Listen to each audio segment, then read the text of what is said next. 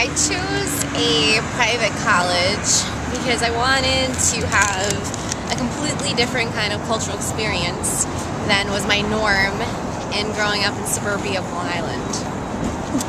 Although I did come from a pretty diverse family for my area, I wanted to be exposed to as many things as I could. I know I could have chose a public college and it would have been much cheaper and I wouldn't be in debt now. But I got to meet a lot of really interesting people in fields that I had possibly wanted to go into.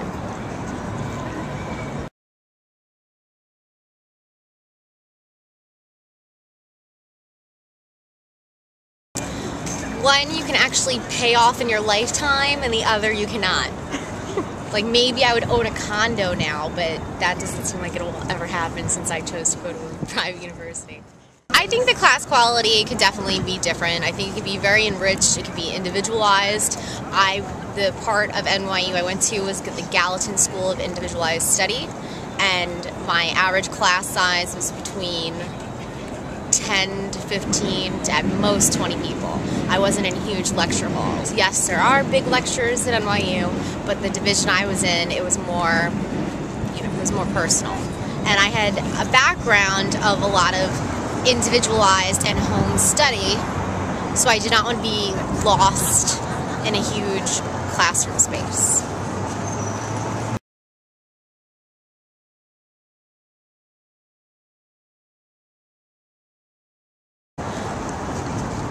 I actually started going to a public college for my master's before I decided to go for my MBA. I was going for a psychology master's in Hunter, and I just it wasn't that as intimate. I didn't find it to be, I mean, I'm sure it could be, but my experience in Hunter was not an intimate classroom setting or interaction. Not that you couldn't get that, I just didn't happen to have that, and it was kind of more of I felt a generic or bland education. I know, and I'm sounding like an NYU snotface, but that just happened to be, maybe it was my professor. Could have been the professor.